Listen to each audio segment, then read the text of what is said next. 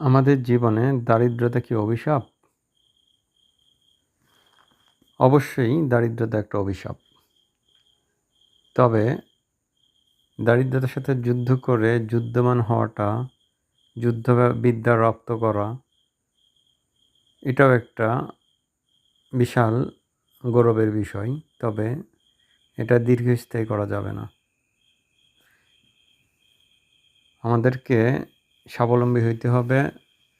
চলতে ফিরতে সব কিছুতে আমাদের অর্থের প্রয়োজন। সুতরাং আমাদের একটা সঠিক অর্থ উপার্জনের ব্যবস্থা সুনিশ্চিত করতে হবে। আবার আমরা চাইলেই সব কিছু আমাদের যে নাগালের মধ্যে চলে আসবে তা কিন্তু নয়।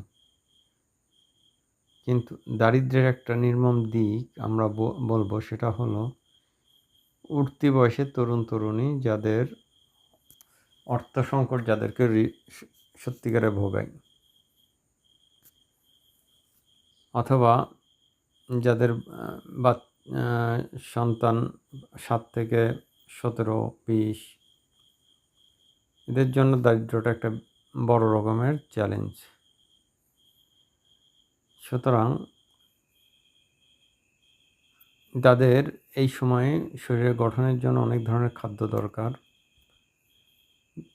খাদ্য যে শুধু শরীরের গঠনের জন্য নয়, মনের বিনোদনের জন্য এই সময়টা তারা খাদ্যের ব্যাপক প্রয়োজন অনুভব করে। পাশাপাশি যেহেতু তারা তাদের বিভিন্ন ধরনের ব্যক্তিগত চাহিদা তৈরি হয় এই সময়টাতে। সুতরাং এই সময়টার প্রতি তাদের বিশেষ নজরদারিতে রাখা উচিত। আবার অতিরিক্ত অর্থ তাদেরকে ধ্বংস করে দেয়। তবে একটা স্ক্যারসিটি বা একটা অপ্রতুলতা যেন থাকেই, এটাও আবার মাথায় রাখতে হবে। কারণ এই বয়সটা যখন তারা অর্থের বিরূপ দিকটা দেখতে পাবে, তখন ভবিষ্যতে যাতে অর্থ উপার্জনের জন্য নিজেদেরকে প্রস্তুত করতে তারা সক্ষম হবে। এ কারণে তাদের পড়াশোনা বা কেরিয়ার গঠনে তারা অত্যন্ত মনোযোগী হয়ে উঠবে। সুতরাং সব দিককে ব্যালেন্স করে আমাদেরকে দারিদ্র্যের সাথে বোঝাপড়া করতে হবে।